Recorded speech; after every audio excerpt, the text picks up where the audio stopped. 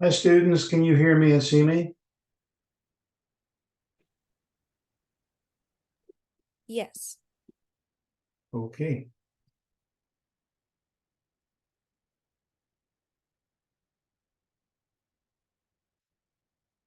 Give another minute or two for others to join, and we'll jump in.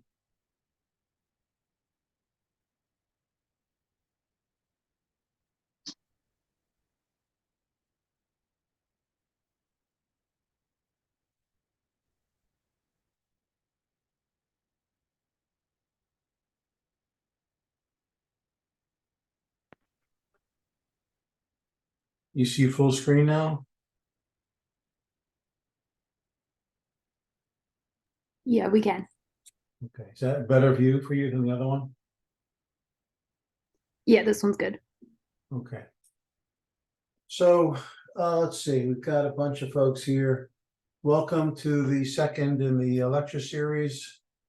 There are a couple of new people who joined who didn't make last week's first lecture. I strongly advise you to review the recording on the cloud that's accessible through the Canvas, the course Canvas, because the final grade is dependent largely on your final exam, and there'll be a question or so from last week's lecture. And so you need to review that. Can you say hello if anybody's new to the course? Just go on screen for a minute and introduce yourself.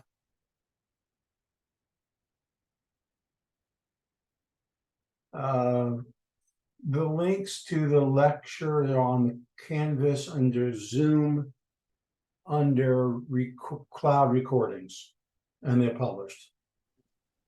That's where you'll find the link if that's what you're looking for.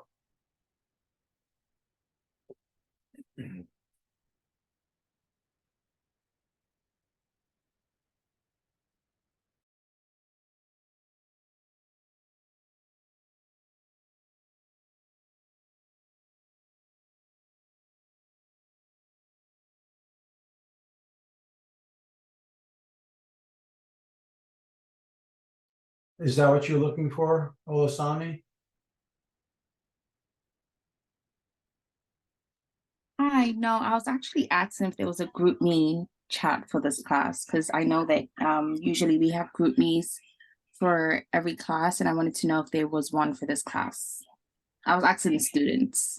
Oh, okay. I have set up on the Canvas individual discussions by lecture that I think is useful, and you can all post questions and comments on there, and I moderate it and I look at it every day or two.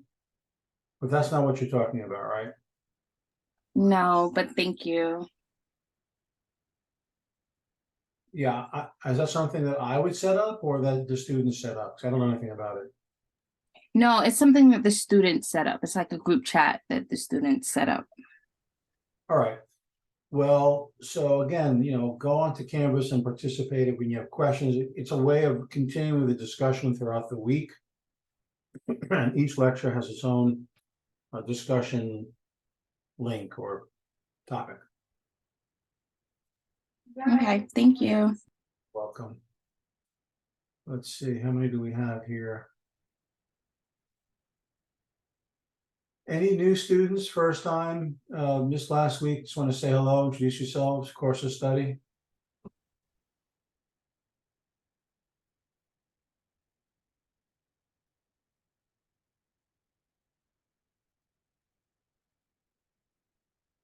Okay.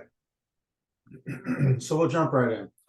So today we're going to talk about, and again, for those students who are either taking funds of pharmacology now or haven't had it, really important you read the textbook chapters that are assigned so that you can follow the technical discussions that we have, because it's all about differentiation based upon pharmacology.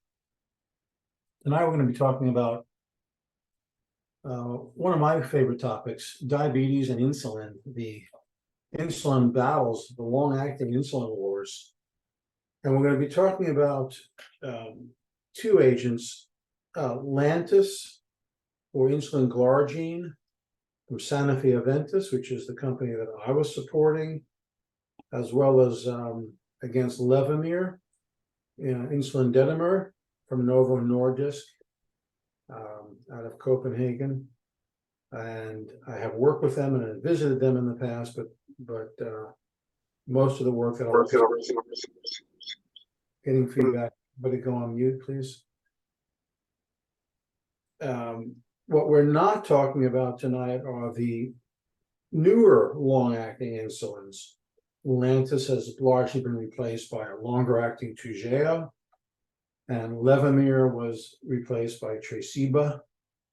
And I've worked on those agents as well, but I'm representing to you that these discussions are a point in time, and the lessons learned are how they competed. Just as you saw last week, the PDE5 inhibitors, there are 3. Are they the same? Is it Coke versus Pepsi? How are they different? I would argue that they're fundamentally different in some critical ways, driven by the differential pharmacology that we discussed, particularly around receptor enzyme binding kinetics, pharmacodynamics, and utility in the tough-to-treat patient population. And those I would suggest you understand for the final exam based upon the lecture from last week. And tonight, and I told you from the very beginning, students, I'll be very candid with you. What are the take-home lessons and the things you need to know to do well in this course? Because that's the home run, that's the take-home, key takeaways that I'm trying to impart. The reason I selected each of these lectures out of the dozens or hundreds that I could have. So let's jump in. But before we do, any questions about the course structure? Again, we go through the disease state, the pathophysiology, the differential pharmacology, and then how that was utilized to differentiate these compounds in highly competitive landscapes. But let me pause. It's always been useful, I think, to have time for discussion both before. I welcome your questions throughout the lecture and after. Can talk about last week, can talk about anything you want, frankly, at this point. So let me open the floor for discussion before we jump into tonight's lecture. Questions, comments, concerns?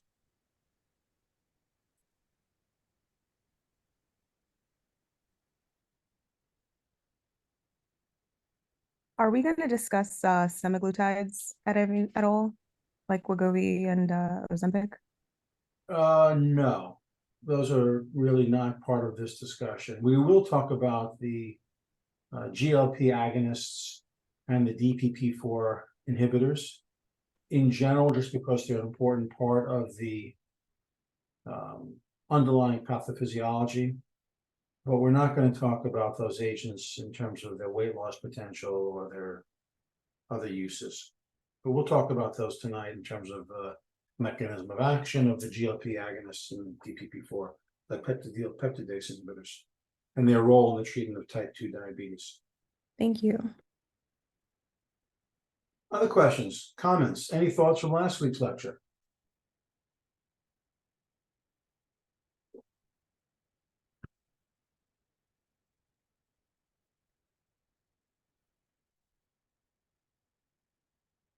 Okay.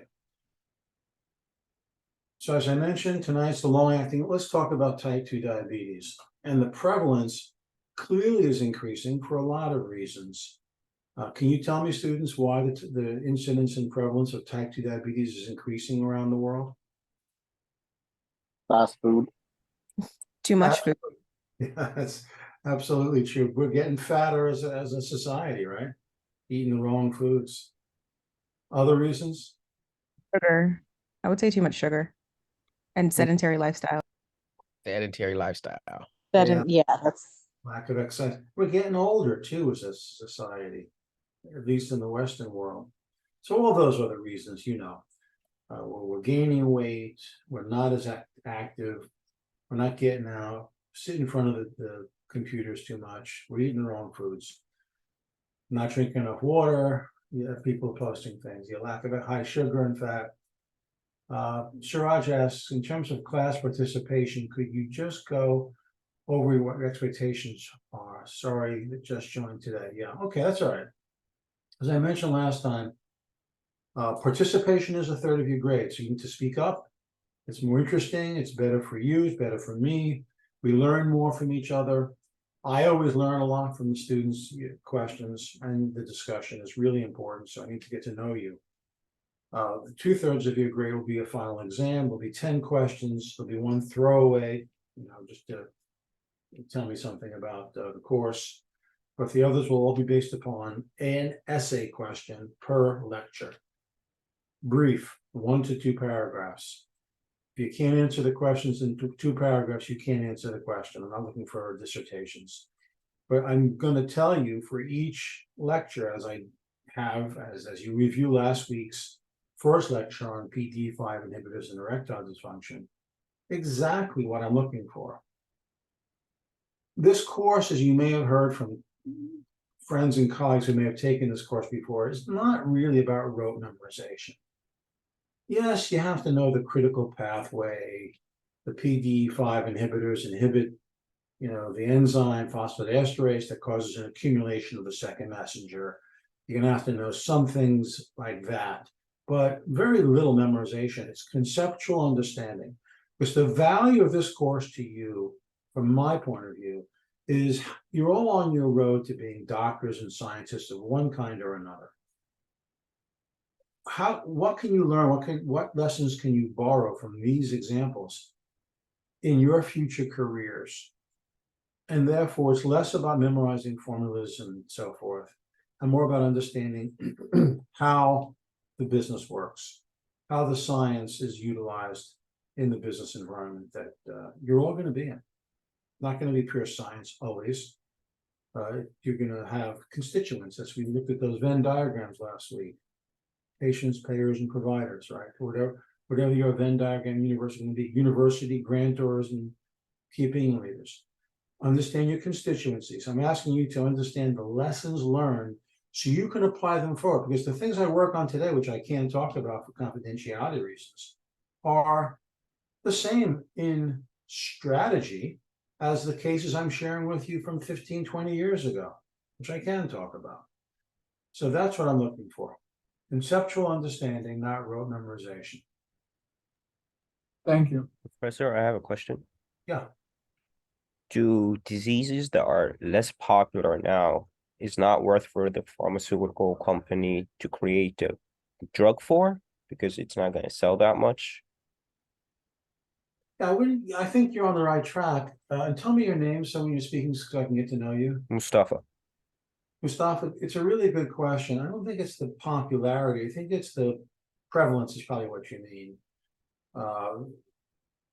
Also chronicity, like that's why we don't have as many antibiotics being produced today, because you take it for 2 weeks and you're done, as opposed to, insulin, like tonight you take it for the rest of your life. So companies are more interested in chronic conditions. And I would argue that's many of the, easier to treat conditions have already been addressed. Not all of them, but many of them. And now everything I touch today are complex, novel mechanisms never seen before. Combination immuno-oncology agents, PDL1 inhibitors with VEGF inhibitors, immunomodulators. So the field has moved into more complex science, I think, which is more fun for me, frankly. It's why I'm still doing this game in this business. As chief medical officer for a large international medical education company. So profit margin is a critical issue, clearly. So they're looking for, I was working on a compound today, a gene therapy for hemophilia B that potentially is one and done, though we don't have data out more than about 7 or 8 years, but potentially increasing factor IX levels into the therapeutic range to avoid bleeding, $3.5 million for a single infusion. So, you can do the math yourselves. These are blockbuster drugs. This is what the industry is moving towards. And it's a challenge for the payers and for government, because we can barely afford all that in the Western world, let alone the rest of the world. So Mustafa, I'm not sure if I answered your question, but that's kind of my frame of Yes, you did. Thank you. But that kind of question, students, is really perfect for this time. I'm gonna always set aside time before I jump into the lectures. I'm gonna go through the disease state really fast. You probably know much of this or have seen it elsewhere before. Now, this is not what I'm testing you on. I'm testing you, I'm challenging you on, testing is the wrong word, to think strategically, to become medical marketers, because as you go into medicine and dentistry and research, you're gonna see these kinds of issues occur over and over again. So, but Mustafa's question is really perfect because this is your chance to pick my brain. I've been doing this a very long time. I've worked across almost every therapeutic space, large and small, biotech, immuno-oncology, you name it, gene therapy. So, you know, there's a lot of students who wanted into this class who can't, I limit it to 50. So this is your opportunity to pick my brain and have open discussions with your terrific student colleagues. So please use it effectively, okay? Anything else in your mind before we launch into diabetes?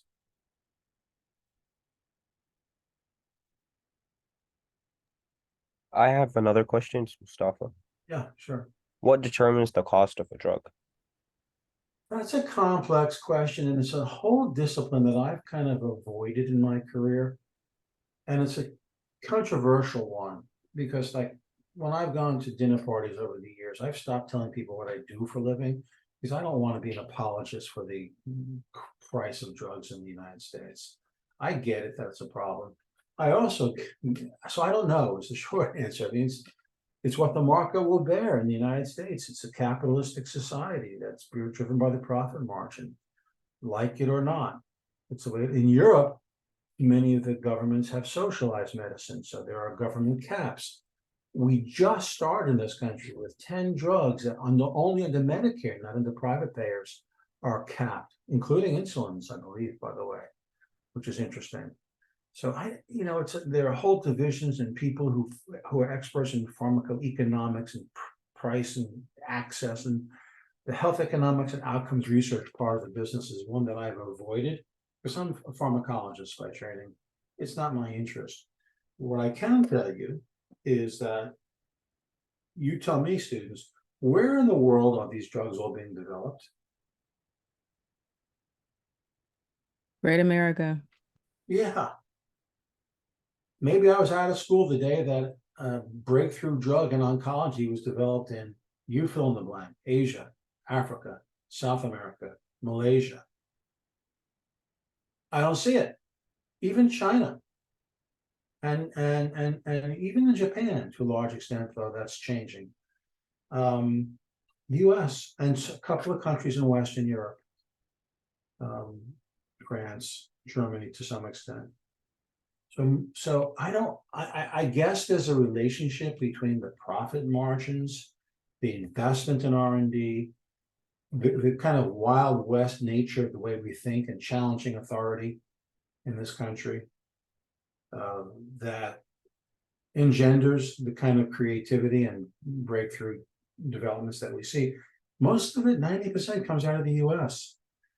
So I don't know exactly what that relationship is, but I think it is connected.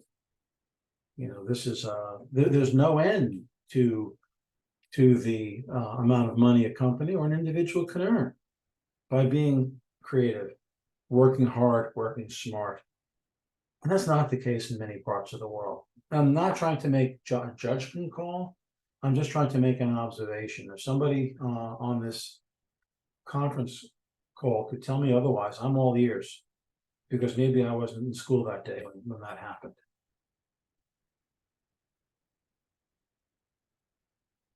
Anybody disagree with that? It's perfectly fine.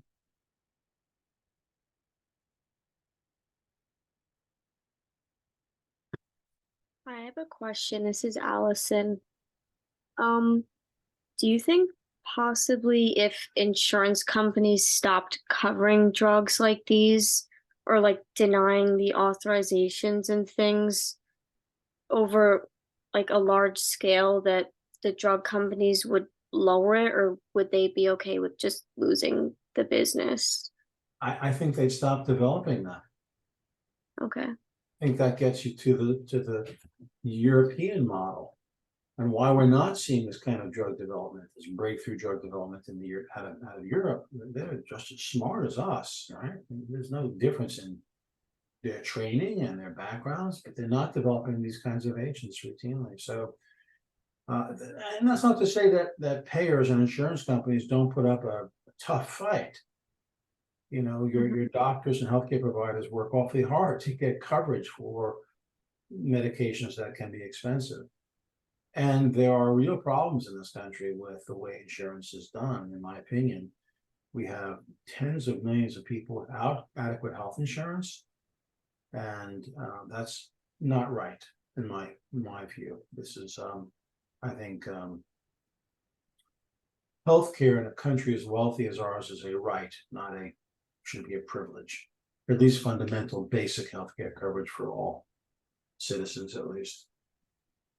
So they would stop developing it even if they had a majority of like the market share for that type of drug. If nobody's going to pay, if insurance companies won't pay for it, then they're going to slow down development. Okay. I think they're intimately connected. I would ask you to go on camera also if you're not uncomfortable when you do speak, so I can kind of put a name with a face if you don't mind. If you don't like it, that's okay. There you go, Allison. Thank you. Health insurance strongly linked to employment. Yeah, that's true. And that's also a problem, right? In a way, because if you're unemployed, you lose your health insurance and then you're out of luck. And then you're going into the public, it's challenging and becomes more expensive, and often the coverage is not as good. Lobbying, yeah, public relations and lobbying. There are many factors that add to the challenge of adequate healthcare coverage. But its relationship to drug development is the question at hand. I think they're intimately connected.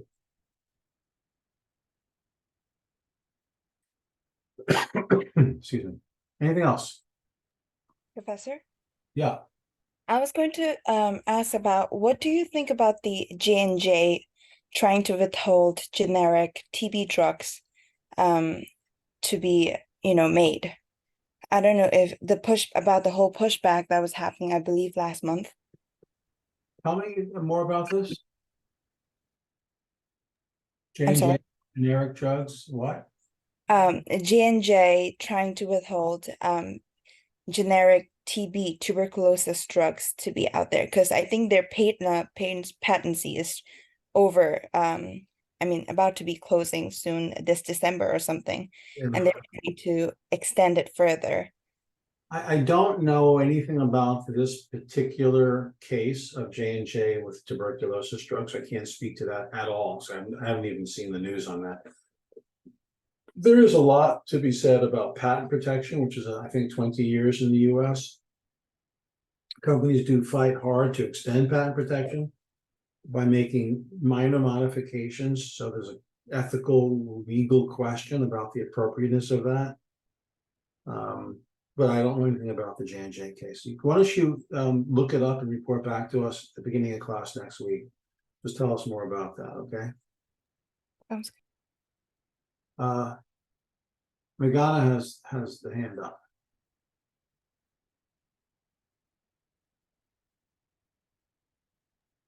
Hi there. My question was, so the comparison in this graph shows from like 2000 to 2030. And I know that glucose monitoring started to become more popular in like the late 2000s, like early 2010s. How much of that, like the practice of checking your blood sugar after every meal and that accessibility, do you think might have contributed to like people being diagnosed with diabetes more so rather than just like the increase in like diet and the accessibility of diet? Hard to say. I don't think people routinely do with self-glucose monitoring, even with the availability of that technology over the counter at CVS or Walgreens, unless you've got reason to test. So I don't think it made a big difference. I just think that there's always been a lot of iceberg below the surface, that we only know the tip of the iceberg, if you will, in type 2 diabetes, which is largely asymptomatic until it's not. And so I'll show you some pictures, a graph of the 15, 20-year timeline of the loss of the beta cell, the pancreatic beta cell, islet of Langerhans' ability to synthesize and produce insulin wanes for many, many years before you become overtly hyperglycemic and pre-diabetic or diabetic. And that's a real problem, because once that process is underway, it's very difficult to attenuate. And so I think this picture speaks 1,000 words. I think we're still in that, and I don't think the advent of monitoring has really changed that. I'll just keep going, but do jump in. Jasmine asks, how does a company make profit off a drug that is costly on the for the general public? Well, primarily through insurance companies that bear the brunt of it. Depends upon how widely utilized it is. It can make things very challenging for a company, but basically it's I'm not sure what you mean by general public. There are many publics. There are people who are working with health insurance. There are people over 65 who have Medicare. There are people under a certain income have Medicaid and might be accessible to Medicare as well. So they make money because there are multiple payers. The VA is a huge healthcare provider to tens of millions of veterans. So between Medicare, the VA, and private health insurers, you're talking about 150 million people. So it almost doesn't, we don't pay retail for drugs or out of our pocket for the most part. They may be copays, and for some drugs they may be quite extensive and unreasonable. But by and large, a company is going to make money and get paid by somebody, VA, Medicare, or private insurers. If you don't have any of those in this country, you're in trouble. You're not going to get good health care.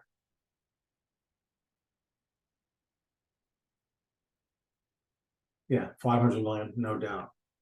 So let's keep going through this, and you can see the relationship between body mass index. We talked about fast food and diet and exercise. In men and women, clearly, and even a bit more for women, the risk of type 2 diabetes goes up dramatically as the body mass index goes up above 25. You start to see it going up at 24, actually. That's why you hear about the BMI. 24, 25 starts to really ramp up the rate of type 2 diabetes. And it's manifested by insulin resistance, called the metabolic syndrome, type 2 diabetes. Glucose and lipid metabolism are affected, and there's clearly an increased risk of cardiovascular disease and stroke. One thing that I've always found curious, you never really find, rarely do you find on a death certificate, person died of type 2 diabetes. People die of heart attack and stroke. And so I think type 2 diabetes as a primary cause of death is hugely underreported for that reason. Why would the type 2 diabetes rate be slightly higher? I think because of a higher amount of body fat, typically.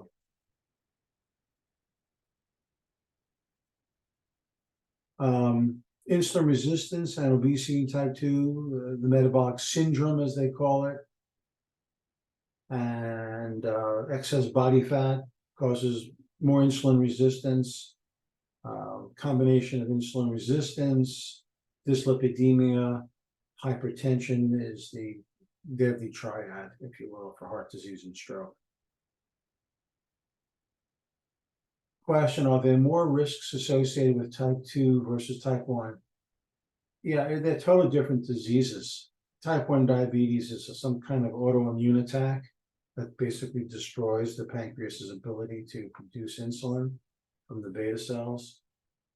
Type 1 probably has a stronger genetic component. Type 2 is you still produce insulin, you just don't produce enough. And you can see the lifetime risk of diabetes for people born in the US, very significant across different demographics. The prevalence of diabetes in adults in the US, and back when I was doing this kind of work, based upon the federal data, 23 million people, about 8% of the Americans. And interestingly, 90% are type 2. So all the diabetes in the US, only about 10% is insulin dependent out of the gate. There is no other treatment for type 1 diabetes, but insulin replacement. Type 2, you can get to insulin, we will talk about that. But you basically start off with other agents. And we'll talk about it. But most diabetes in this country is type 2. The costs of diabetes are enormous. You can see the numbers here for yourself, direct and indirect expenditures, loss of productivity. It's a tremendous problem in the United States. In relationship to other conditions that we think probably more about, it's right up there with heart disease, alcoholism, cancer, mental disorders in terms of direct and indirect costs. It's a huge, huge problem and significant unmet need. And here's a breakdown of some of the indirect and direct costs of diabetes. And again, students, this is just to give you background and context for what I'm really interested in getting to, which we will, I promise you, is the pharmacologic points of differentiation. And that's where all the questions on all the exams will be based.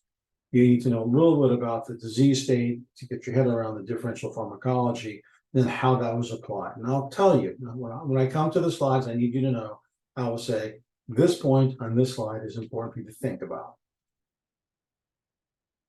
You hear about the hemoglobin A1C, that's the gold standard for long-term glycemic control, because glycosylated hemoglobin is a measure of several months of sugar essentially bound to hemoglobin, glycosylated hemoglobin. Normal range is 4 to 6, above 6 to 7 is pre-diabetes, and above that is, we'll get to that in a second. Also, fasting plasma glucose, we're talking about under 100 milligrams %. When you go in for your annual physical exams and get blood work done when you fast in the morning, your blood sugar should be below 100 milligrams %. And we'll talk about the cutoffs for diabetes in a minute. And here you go. A1C less than 7, endocrinologists like it less than 6.5. They're the diabetologists. Fasting plasma glucose is between 70 and 99, considered the normal range. 100 to 126 is pre-diabetes, 126 and above is the threshold for outright overt diabetes. Impaired glucose tolerance, as we said, HbA1c of 6 to 6.4, fasting plasma glucose at 100 or to 125. Overt diabetes above 6.5, fasting plasma was above 126. You can see that of the patients who have diabetes, type 2 diabetes in the US, that the majority, this is by state, are not at goal. Look at New York and Pennsylvania. 71% of patients are not at goal. Not being at goal has real consequences. We just keep an eye on a couple of questions coming up, which is great. Keep sending them. Costs I mentioned are probably why Novo and Eli Lilly are so interested in cornering the market. Oral Ozempic pills soon for those that can't do injections. Yeah. Is there a contribution of physicians in the process of drug development costs?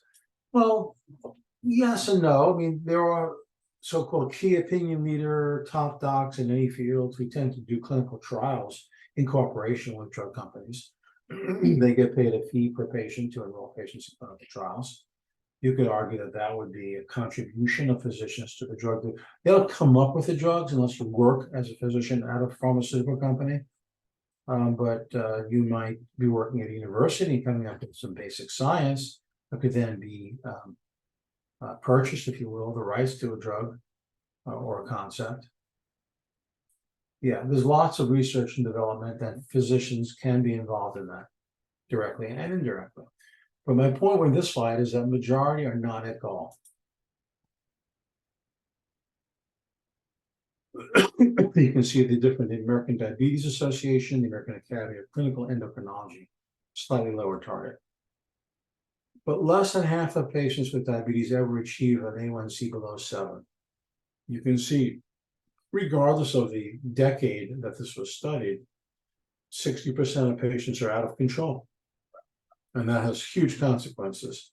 This is just another way of assessing diabetes, is the 2-hour postprandial glucose tolerance test, or the 2-hour glucose tolerance test. You can see the hazard ratio of death goes up dramatically as a function of having glucose above the 100 milligram percent level. We've got a hand raised. Simone, do you want to come on camera and say what you want to say? Sure. I was asking, why is 7 considered controlled for the A1C? Well, epidemiologically, it's been found to be the cutoff where adverse effects occur. Long-term consequences, both, and we'll talk about this in a few minutes, micro and macrovascular complications. And we'll talk about what exactly those are, but below 7, they tend to not occur as nearly as frequently as above 7.0. Okay. Here you see this, the mortality ratio for women and men. Diabetes is clearly associated with significantly increased morbidity and mortality. You know, if 1 is the average standardized mortality ratio, you can see for people with diabetes, men and women slightly higher because of the higher percent body fat typically. They're 1.5 to 2.5 times the standard mortality ratio. So there's no question this data is compelling that the rate of death is significantly higher in people with type 2 diabetes than those without, based upon the standard mortality ratio. If 1.0 is average, you're way above average, which is not a good place to be in terms of the y-axis being death. And this gets to, Simone, your question about so how does this happen? What's going on when the A1C gets, remember, people with type 2 diabetes, they're not just at A1Cs of 7, 9, 10, 12. You know, 7 would be terrific. Most primary care physicians would be delighted if their patients got to 7 or 8. Then you talk to some PCPs, they're looking at A1Cs of 12 and 13 and trying to get it down to 10, and are happy with that. And so the phenomenon of having too much sugar in your bloodstream, hyperglycemia, leads to significant long-term complications in your organs, big and small. From a small perspective, microvascular complications include retinopathy. It's a significant, diabetes is a significant cause of blindness, new onset blindness, kidney disease, nephropathy, end-stage renal disease. 40% of new cases of end-stage renal disease are due to type 2 diabetes. Macrovascular, large vessel disease, cerebrovascular disease, particularly stroke, heart disease, particularly heart attack, heart failure. Almost 40% of patients with diabetes over 35 years old have heart disease. Peripheral vascular disease, which can be quite serious. So when we say, you'll see in the literature, micro and macrovascular complications of diabetes, this is what we're talking about. I made reference to this earlier, but the beta cell in the Isle of Langerhans in the pancreas is where insulin is produced. And what happens is, by the time you're actually diagnosed, you're, 12 years already in decline. You just don't know it. Beta cell decline over 50% by time of diagnosis. By the time you get insulin, you may have had beta cell decline for over 20 years. It's just challenging to know unless you're getting regular blood sugar levels drawn, or that you're starting to become, you're drifting into hyperglycemia and into prediabetes and diabetes. It's a bit of a smoldering disease in that respect. People are, I guarantee you, you walk around, Disneyland and look at what Americans look like today. And for the most part, those people are all diabetic and they just don't know it. I'm talking about young people, not just the elderly, certainly the elderly, but young people. Now let's talk about insulin secretion. This is what it looks like.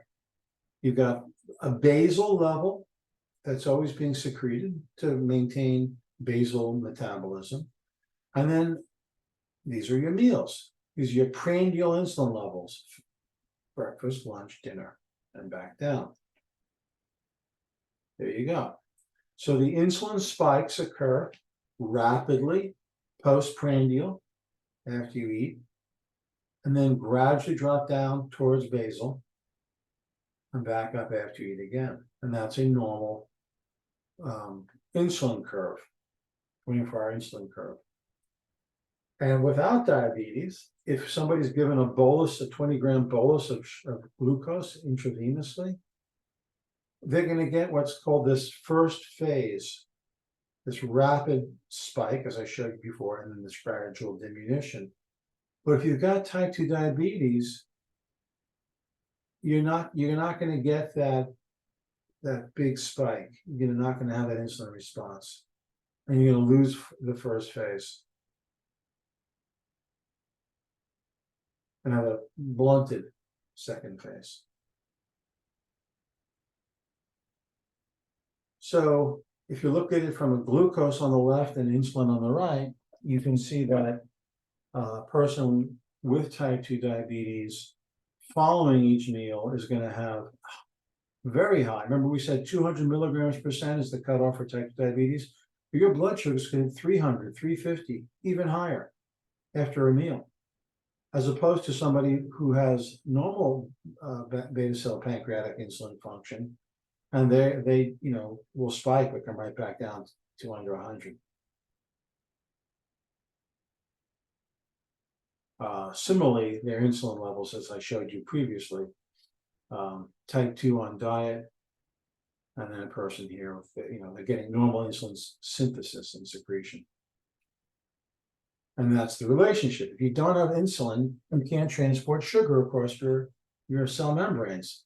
Your sugar's got to go somewhere, it stays in your bloodstream, and it does damage. It's toxic. Just a quick question. In 2 slides ago, in the first phase, what exactly is happening in that it's not in the type 2 diabetes? Well, what's happening in the no diabetes is you're getting this spike in insulin release from the pancreas.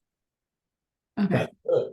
You want insulin to oppose the glucose you're taking in through your diet. Okay. In type 2 diabetes, because your pancreas is failing you, you don't get the insulin secretion, and you don't get the spike of the insulin, so you can't absorb the sugar. That's why you get hyperglycemia. Okay, thank you. Wow. I have a question. Does the enhancement of the second phase and insulin secretion, would it help them to regulate the blood glucose level? I'm having a little bit of trouble hearing the first part. Can you repeat, or somebody help me? Okay, I see a spike on the second phase in the graph. Would that be beneficial to the patient to secrete insulin? You're seeing a what on the graph? The second phase. Oh, the second phase is here. It comes down gradually over 120 minutes. Here it kind of plateaus and doesn't come down as quickly. I'm less concerned about second phase insulin response than the lack of the first phase. But, for those of you who end up working in diabetes, you'll become very familiar with these curves in your patients. And they'll be characteristic, like an EKG. It'll be characteristic, and you become very familiar with it. I have a quick question. Yeah. So for that last, like 2 slides ago when we were looking at the graph, so I know sometimes it's very rare, but people can be in remission for diabetes, so like their numbers are consistently low for a few months. Does the graph look more similar to the first one, or are the beta cells like permanently damaged where like the graph still looks more similar to this? It depends on how long they're into the process. You're right that early on in the, in this picture, you might see waxing and waning of diabetes, insulin or glucose in the first few years. But once you're down here, you're done. Your pancreas is done. You're cooked. You're not going to be you're not going to be seeing remission. You're just going to be seeing more of this consistently. So once a patient is well into the diabetes process, they're not going to be seeing what you're describing. So let's talk about, a question came up about the incretins. And we're not going to focus the lecture on this, but I have it in here because I think we'd be remiss if we didn't at least talk about it. And I've not, frankly, worked on the weight loss side of this equation, so I couldn't tell you too much about these drugs. I worked on the type 2 diabetes side of the incretins. But the point here is to just to acknowledge that there are multiple pathways to insulin resistance and diabetes.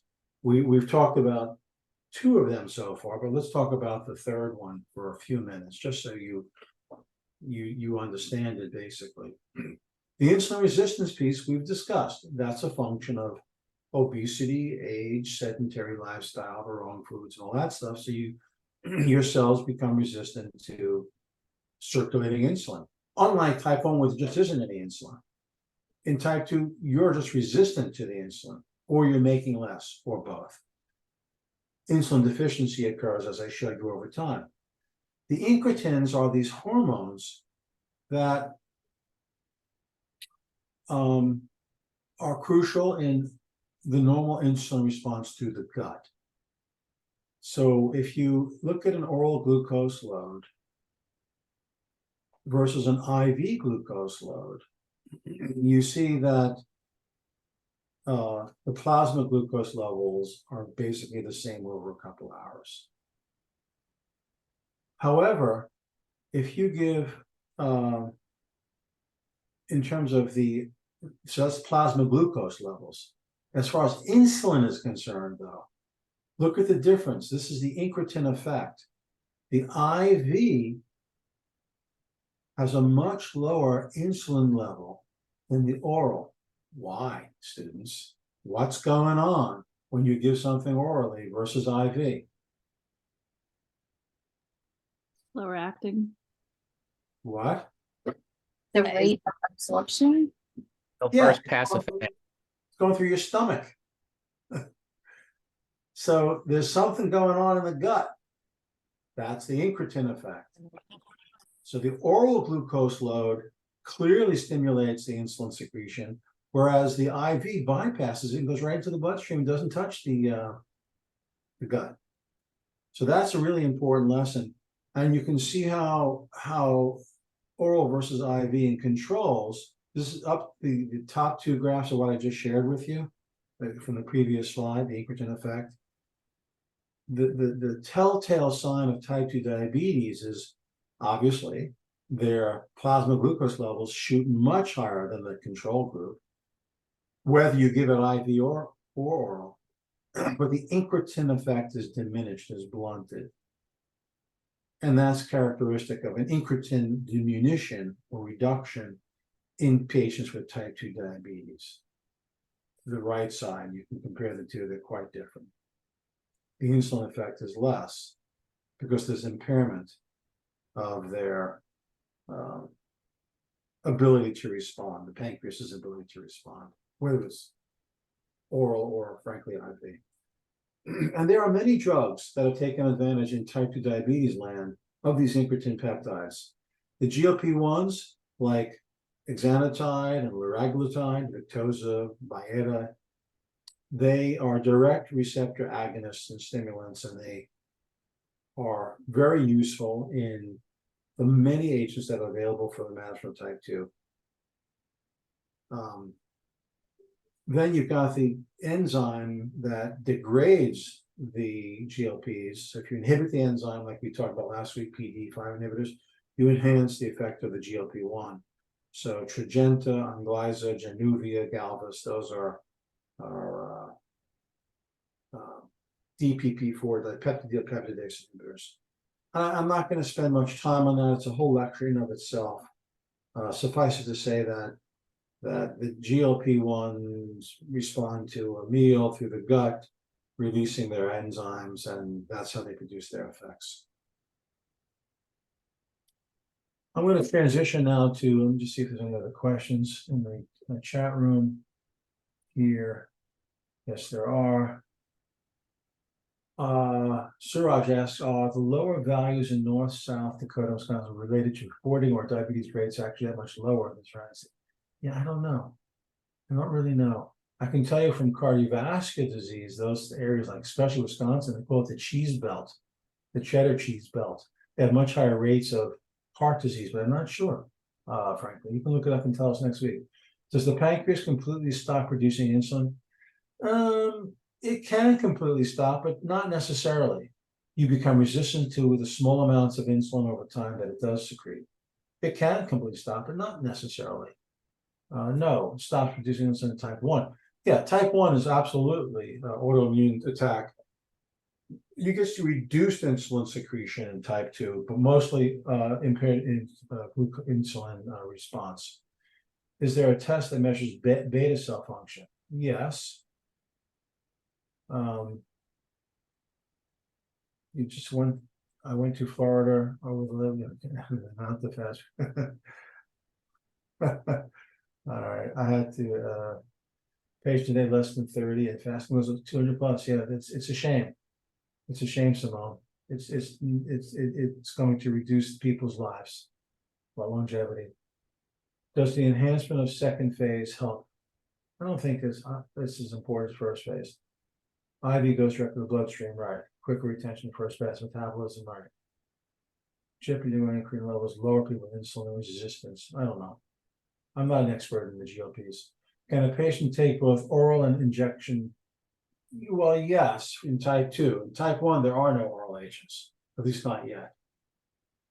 But in type 2, there are combinations of injectable and orals. We'll talk about those. So let's put this to some context, the clinical challenge in type 2 diabetes.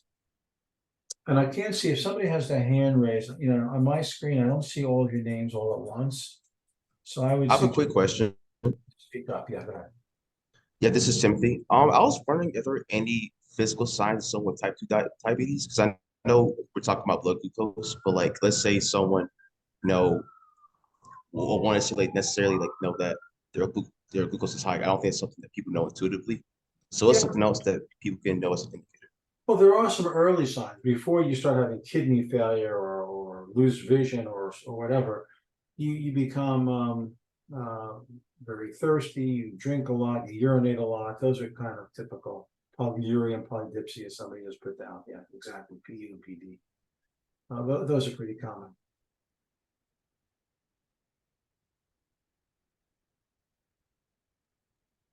Hi, Professor. I had a quick question. Okay, who is this? This is Simran. Hi, Professor. Yeah, this is Simran, and I don't know if it's a stupid question or no, but diabetes, dyslipidemia, hypertension, this has been long been spoken about. So these are comorbidities for so long. But the pharma market, I mean, like pharmaceuticals have still been like developing drugs that are just halting the disease process, but not totally curing it. So is it like incurable as such, as spoken about, but is it anything regarding like the money factor, maybe just prolonging the disease? And I don't know, what is it like? Is it incurable as such? Yeah, so there's a couple of questions there. Let's unpack that a bit. You're talking about the cardiometabolic syndrome. So dyslipidemia, hyperglycemia, and hypertension. Used to be called Syndrome X or the Raven syndrome, named after the scientists who discovered it. And those are synergistically bad for heart disease and stroke. And once a person develops overt type 2 diabetes, there really is no cure. It's hard to get patients to goal, let alone curative, So I don't think cure is a word that's typically used in patients who have type 2 diabetes. Control is really what you hear about. Being in tight control with type 1, or just being in control and avoiding the macrovascular complications of the disease is really the objective, not cure. So can we not do any kind of like targeted beta cell therapy and stuff? Well, there's nothing yet. Nothing else. There are, for type 1 diabetes, we're starting to see fully mechanical automated indwelling pumps that can monitor the sugar levels, deliver the right amount of it. It's almost like an artificial pancreas. It's not yet quite there, but it's coming. Thank you, Professor. Is type 2 diabetes, it's not really reversible. It can be controlled through hopefully lifestyle, diet, and exercise, so their use of drugs is minimized. How is determined if a patient will benefit more from an oral IV? It's trial and error. You don't give IV insulin unless well, it would be sub-Q insulin to start with. We'll talk about all these things. The pharmacotherapy is coming in a minute. You wouldn't start with insulin in type 2 diabetes, typically unless your numbers were through the roof. An individual with pre-diabetes reverse the damage that has been done with proper diet. Very challenging. Women have pre-diabetes, gestational diabetes very often, not uncommon, and women who've had children who've been gestational diabetes have a much higher risk of type 2 diabetes in their lifetime, 50% or greater. Or just pre-diabetes that occurs by virtue of age or weight or sedentary life or combinations can be minimized through diet and exercise. But once you're in that 6.5 to 7.0 range, you're probably never going to be down in the 5s or 6s, as most people are. Next question, I thought type 2 diabetes could be reversible. Not much. Pancreas transplants are not done, that I'm aware of, not for treatment of diabetes. Would diet and expertise substitute for using drugs? Like I said, not effectively. And I'll show you that data in a few minutes. Oral insulin? No, there is no oral insulin. There's subcutaneous injections under the skin. There is the inhaled insulin that is available through Mankind, but has been a commercial failure. So type 1 and type 2 diabetes are either lifestyle changes or pretty much a destiny. Wouldn't be that extreme, especially in the range of 5. Like, not really. That Rory, that's a bit extreme. If I gave you that impression, it's not a death sentence. It's just something to control and to avoid getting into levels of 8, 9, 10, where you're almost certainly going to have a lot of problems. Type 1 diabetes is a totally different animal. It's a different disease. You will die without insulin injections every day.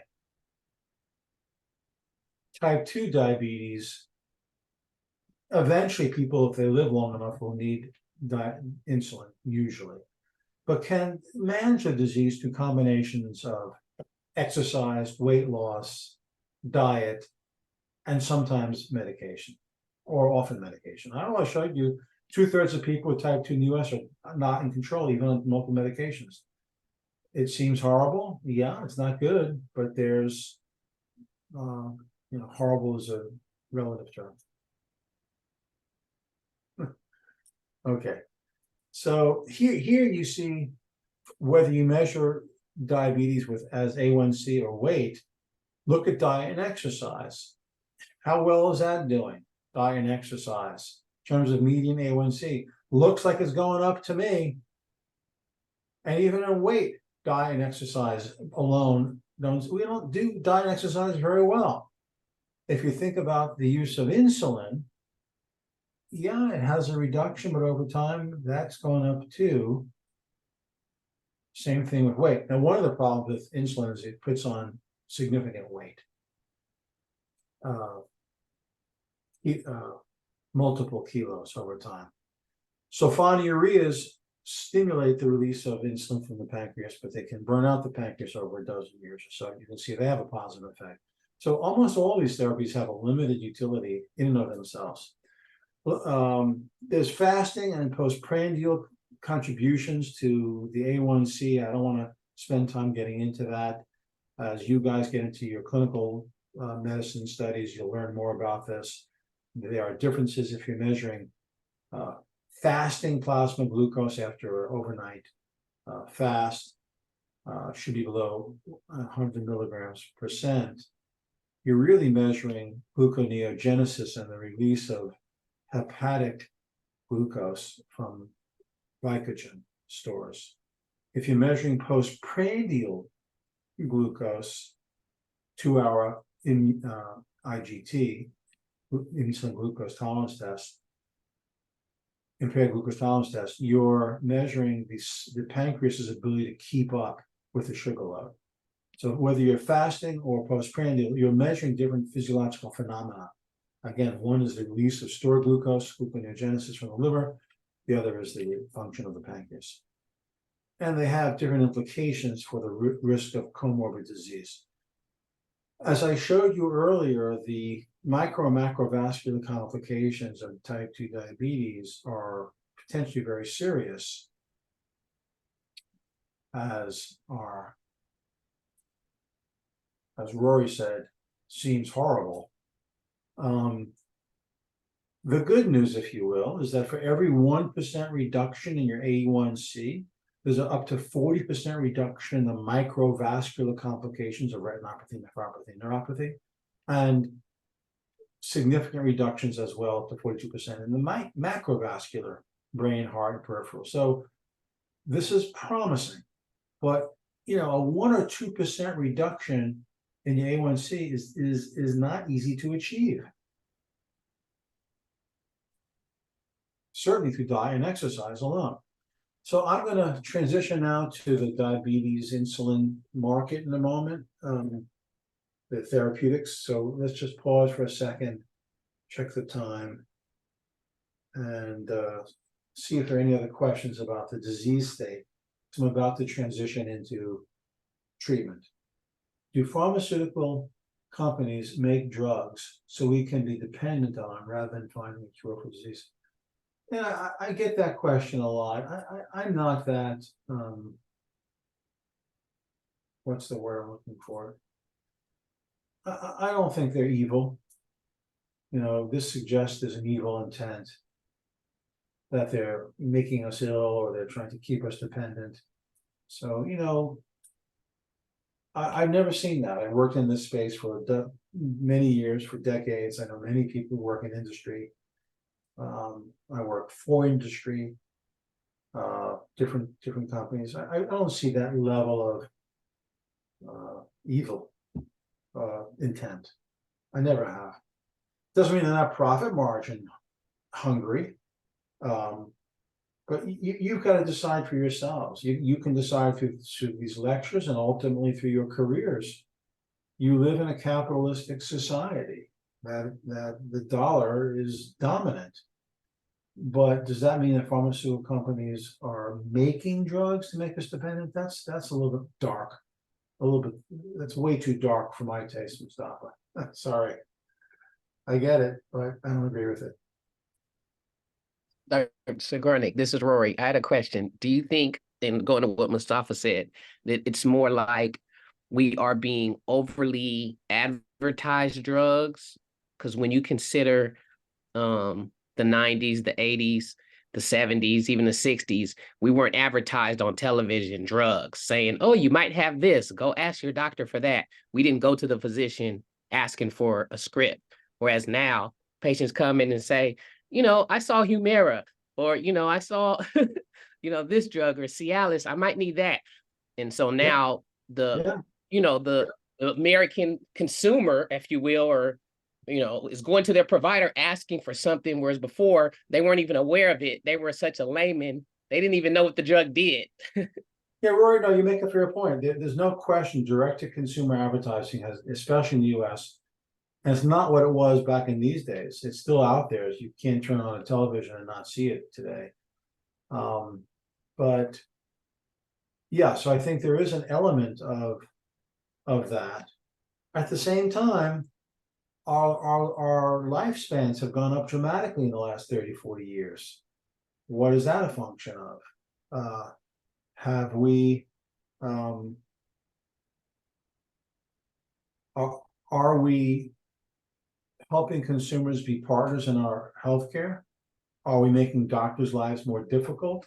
Probably all of that's true.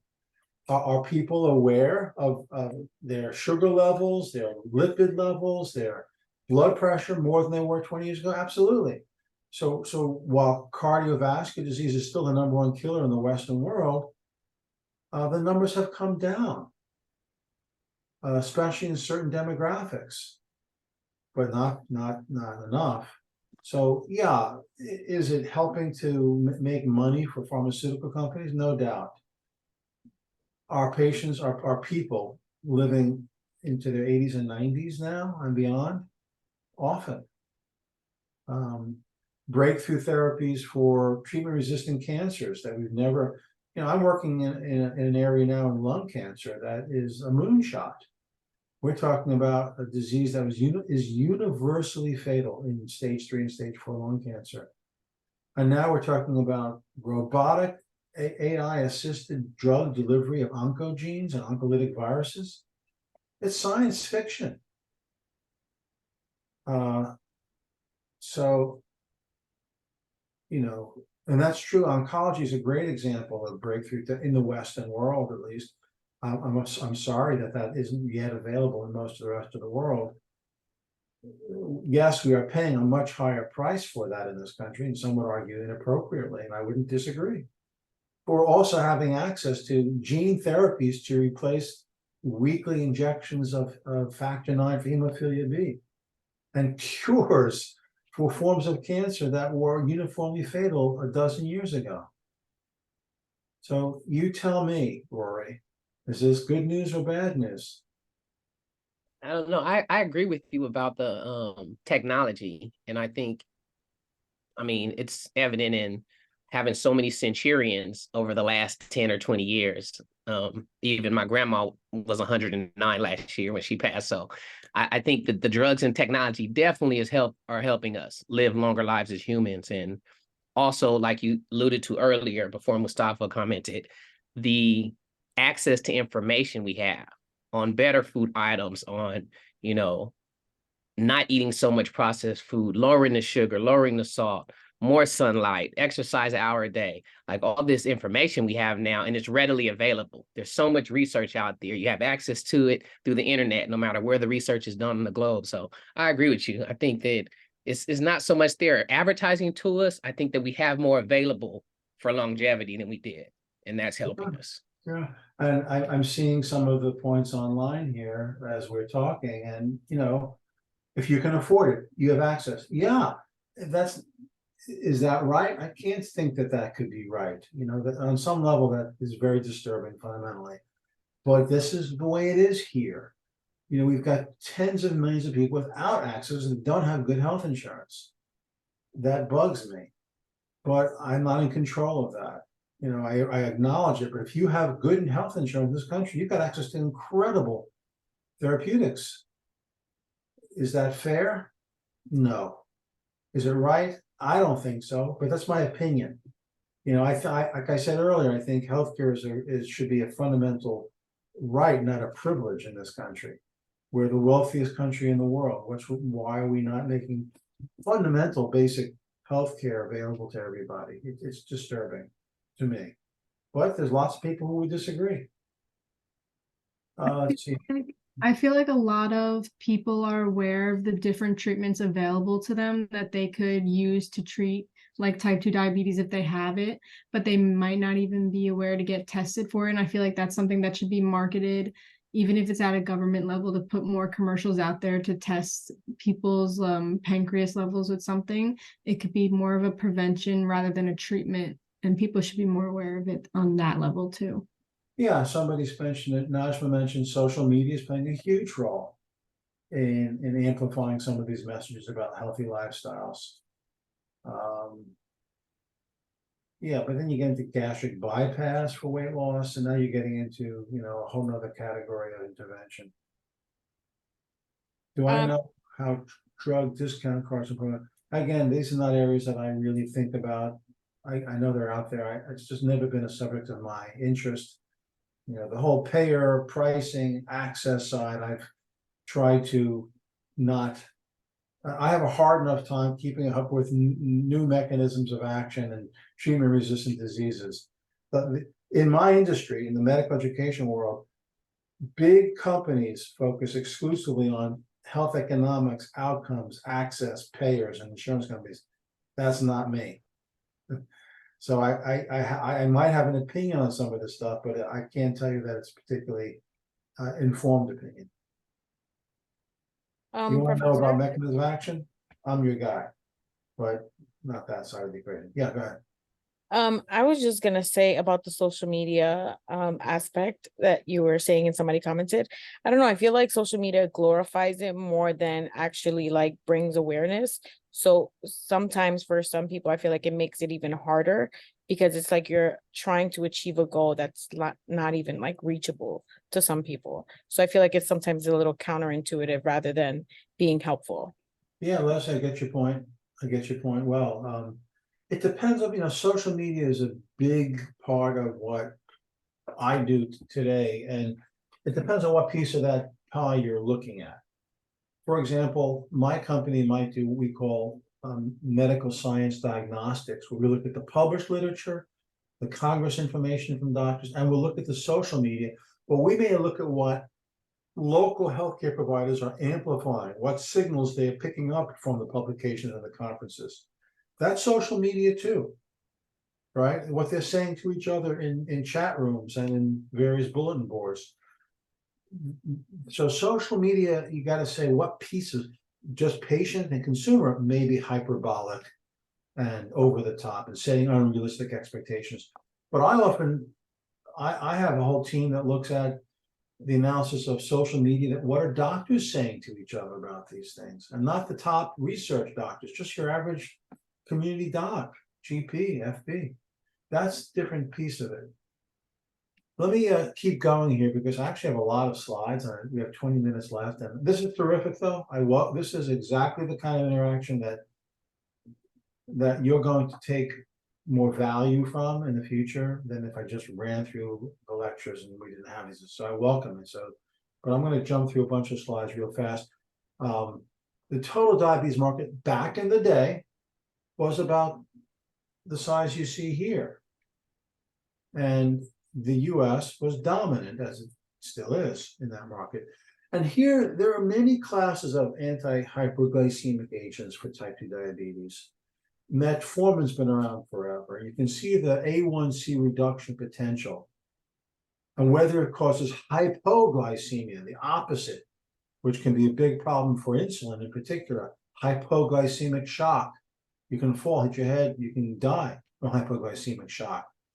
The insulins have the biggest reduction in A1C, but also have some problems associated with significant weight gain and hypoglycemia. The sulfonylureas that churn the pancreas to produce more insulin are very effective. The thiazolidinediones, of which there's still one available, Actos.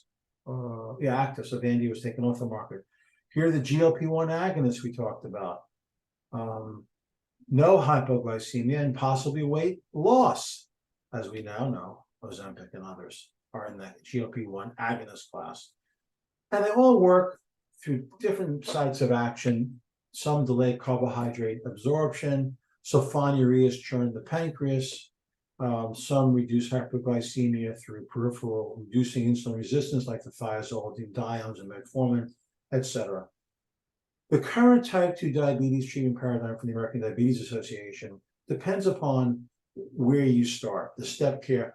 By and large today, whether it's the American Diabetes Association or the American Academy of Clinical Endocrinologists and Diabetologists, mostly start if your A1C is above 7.6 in dual and triple therapy, because they know that people are going to fail monotherapy. It's very hard to get the horse back in the barn at that point and get a patient under control. So they'll start with diet and exercise. If that fails, they'll move you quickly to a GLP-1 today, or DPP-4, or Actos. Eventually, though, if your numbers don't come down or continue to go up, you'll end up on insulin. The range of A1C lowering by class, these are the DPP-4s, the GLP-1s, TZDs, sulfonylureas. Look at the size of the insulin reduction from an A1C. It's the most effective A1C reducer, but it comes at a price. Over a third of type 2 patients use insulin today.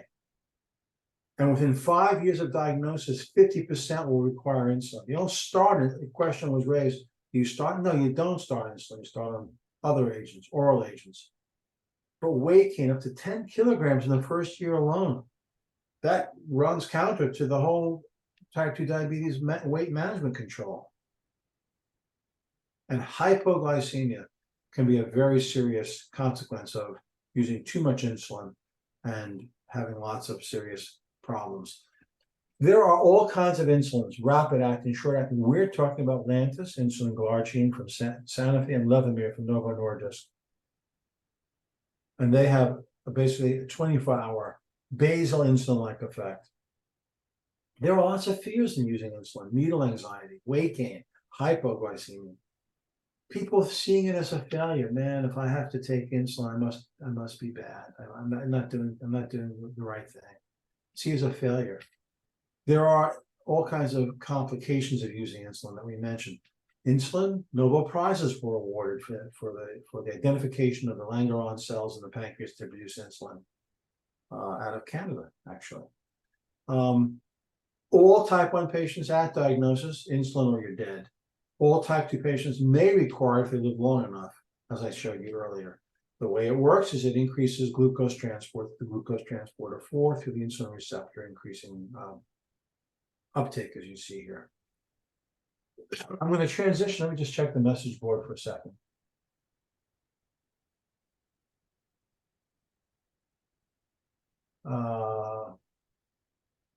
Yeah, Columbia Medical Center and many public institutions do support that.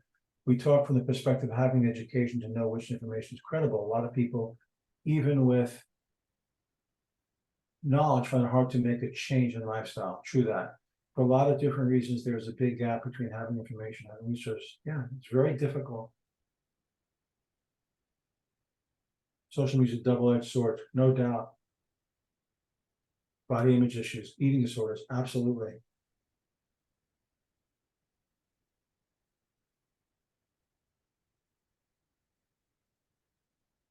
Yeah, listen, the more you can do lifestyle changes, the better, the less medication you'll need. Combinations of exercise, weight loss, eating the right foods, less sugar, fast carbs. Less is more pharmacologically. I'm a pharmaceutical nihilist if possible. Well, you know, the numbers speak for themselves. By Mustafa, by long enough, within 10 years, more than half of the patients with type 2, at least back in this day, maybe before there was a much emphasis on exercise and diet, will be on insulin. Okay, so we're talking about the basal insulins here. Remember the graph I showed you earlier? This is the one. Lantus is the curve here from Sanofi showing basal insulin secretions. There's always got to be some insulin around because the brain, even when you're not eating, you're metabolizing sugar. Sugar being released from storage sites, from cells, from the liver in particular. You need to have basal insulin always on board. And that's critical. And now we're talking about that, not prandial. We're not talking about fast, rapid, immediate There's a place for that. Mostly the place for that is in patients who are really out of control, or type 1 patients who want to do what's called tight control to mirror what happens physiologically in the absence of type 1 diabetes. But that's not what we're talking about here. I'm less interested in the short acting tonight than the long acting. And the long acting, as I showed you, is Lantus and Levemir back in the day. Today it would be Toujeo and Tresiba, slightly longer acting. And some oral meds may be continued. Question was raised, like metformin.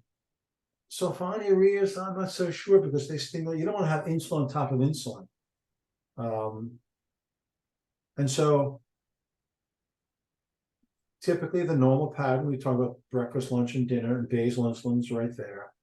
And so the rapid acting would be used in case you're out of control during the day after your meals, but we're not going to discuss those today.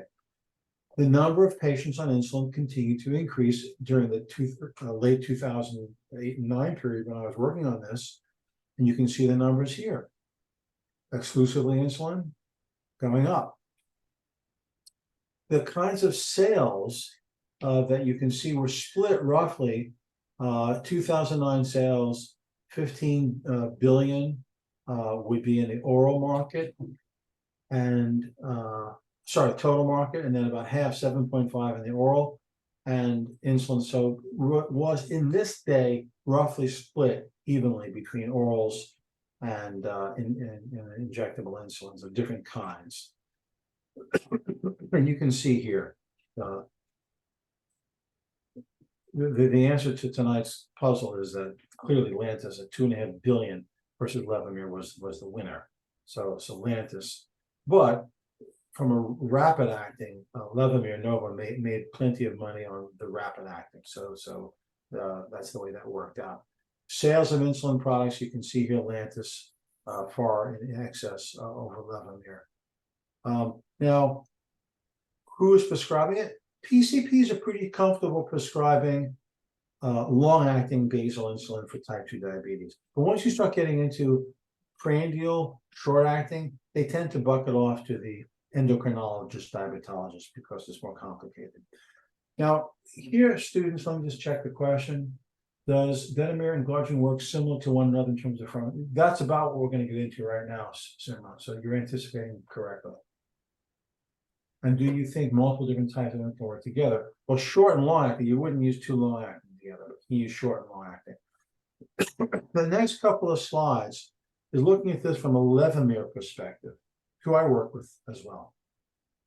And so from Novo Nordisk perspective, and these are the points that you're going to need to know for the exam. Okay, can I be any more clear than that?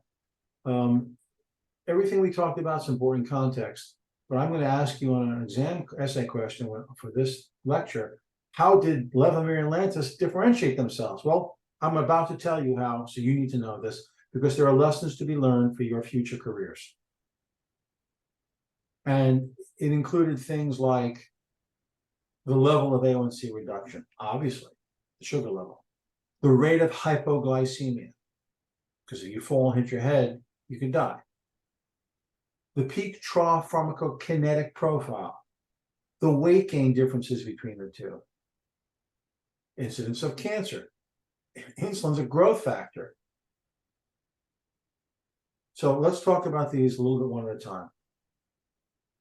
So these are Levemir's material that I helped develop at the time.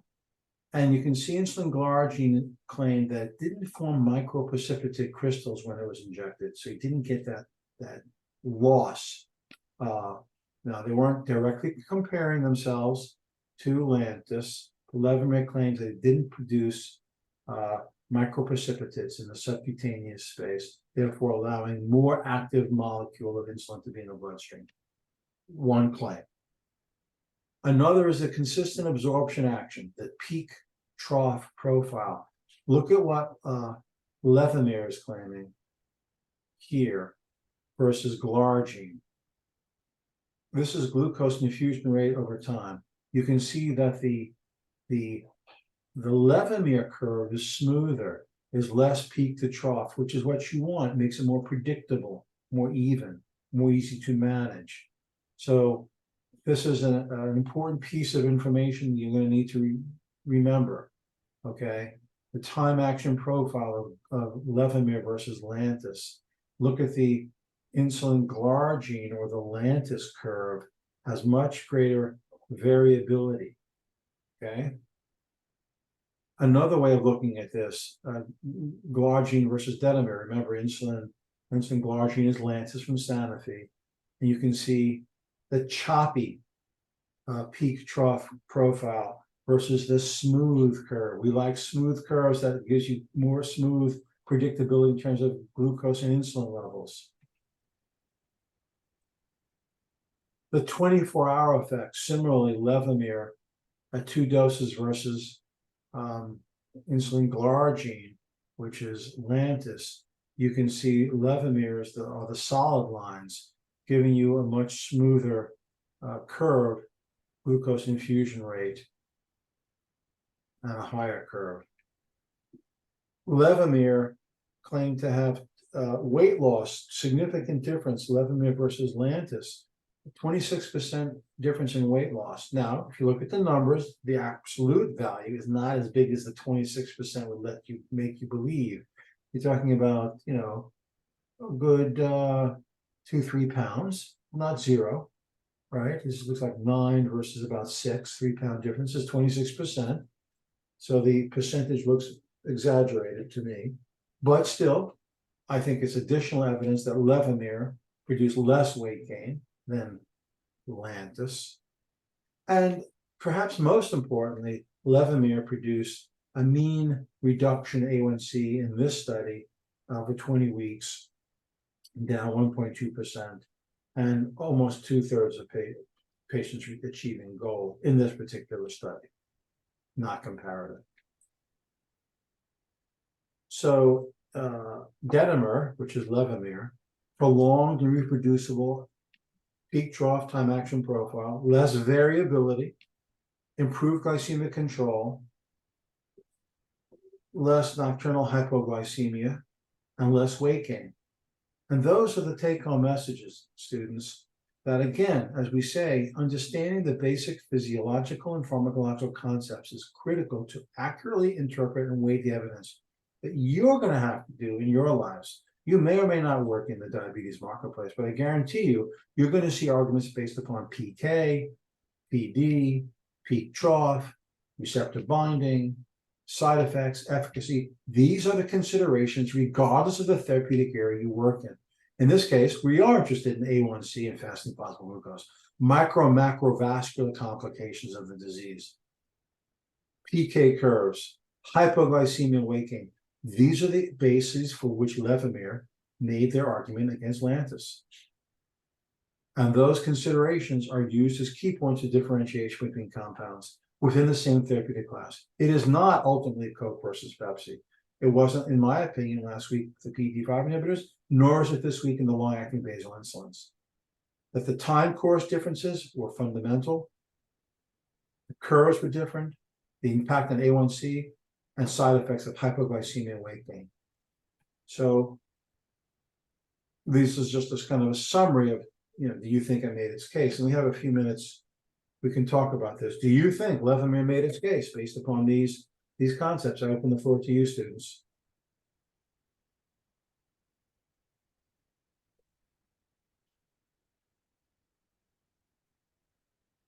Do you think Levemir made its case against Lantus based upon microprecipitates, PK bioavailability, efficacy against A1C, hypoglycemia rates, and weight gain?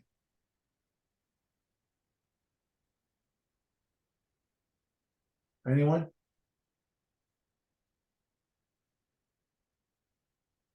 Yeah, go ahead. Just speak up. I can go ahead.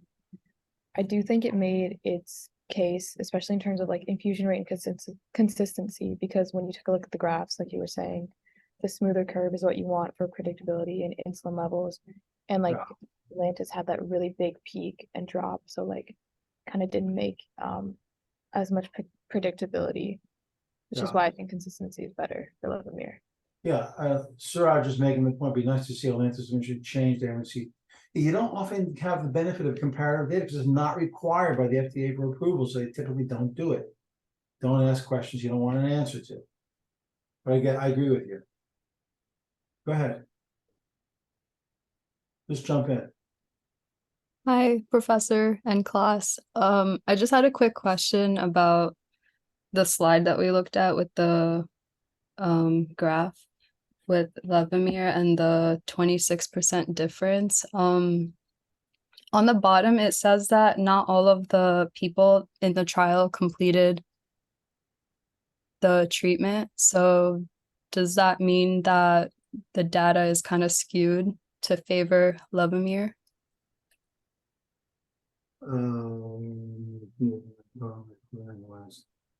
Yeah.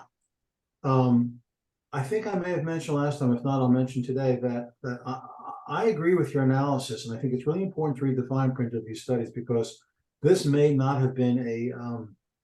I like studies that are last observation carried forward, LOCF, as opposed to completers. Why? Completers are usually happy people. I don't want to see just happy people in a study. I want to see everybody. So if in this study, which I think you're right, it really is, it really was just not last observation carried forward, just completers. If that's accurate, I'm not positive. Then it does skew the interpretation of the study. In my opinion, it's not as credible. Building off that, completers. Yeah, Brian. Building off that is, since we saw that now last week and this week, is there no like FDA standard for like a specific, maybe not for these types of medicines, but like for specific pharmaceuticals that like they should always be last observation carried forward studies presented? Like, is there any rule that There's or no like rule. something that No, that's scary? That's why this course is so important to you. I'm trying to open your mind. I'm trying to let you see the way the business works so you can judge for yourself in the future. When some rep hands you a study and you see it's not an LOCF study, you can go, what am I supposed to make of this? Doesn't mean that it's a bad study. There may be a reason for it. Maybe there was, I can't imagine, I don't know. But I'm trying to show you how deep this rabbit hole goes. Yeah, that's very appreciated.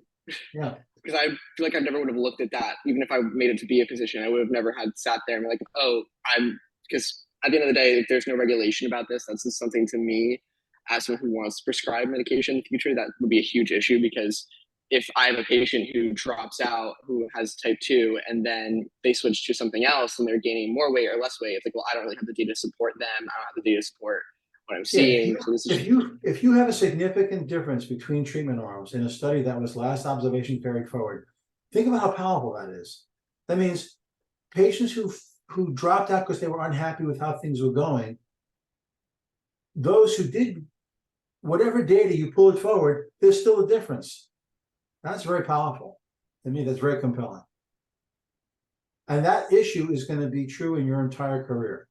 I guarantee you. And in fact, when you look at any study now, go to the fine print of the tables and see if it's an LOCF or a complete or a completers analysis or not. I'm sure you will, because now you're going to want to know. Any other questions? I have a follow-up question to what Brian also said about FDA and all of that. So how did the companies get funding for getting these drugs to be tested for human trials? Well, is it privately they funded? do run the study designs. They have to get approval by the FDA for phase 2 and phase 3 study design. So FDA has to approve the statistical approach to the studies. Usually there's so many patients in a study, but for the funding, the drug industry is self-funded for the most part. They make so much money on other drugs in R&D that they put 15-20% of their profits back into R&D for other development. They don't have to borrow money. The statins, even off-patent, atorvastatin makes $5 billion a year, every year. And it was a $20 billion statin when it was branded. I'm blocking the name of the branded. It doesn't matter. We're talking about an industry that makes significant profit. that does put a lot of money back into, there's risk and reward. This is the capitalistic system we live in. Pfizer, BMS, Novartis, Roche, Lilly, GSK. You add up the revenue of those 10 top companies is bigger than the GDP of most countries of the world. It's an enormously profitable business that self-funds, unless you're a startup. And then you get bought by Pfizer or GSK or BMS. Self-fulfilling prophecy. The income revenue streams are the size of oil and gas and dwarfs Hollywood, to put it in perspective. I think I mentioned this on the first class. The biggest selling movie of all time was $2 billion total or something, $3 billion. That's the sale of one minor blockbuster in 1 year, and it makes that for 15 years. So these companies have deep pockets. Pfizer, yeah, thank you, Ray. $100 billion in revenue. Was that revenue? And the profit was probably, I don't know, 20 billion. Profit. I don't even know how many zeros that is. Anyway, students, we're out of time. Pleasure. Listen, this is really the right dynamic for this class. You're going to get so much more out of it. Is there a group me? I don't even know what a group me is. So somebody figure it out and do it. Group yourselves. There is a bulletin board on Canvas for posting questions that I will look at. But if there's something else you want to do, go for it. I really don't want to know. Any other questions before we hang up tonight? Okay, thank you, everybody. Have a good evening. See you next week. Thank you. Thanks, Professor. Thank you.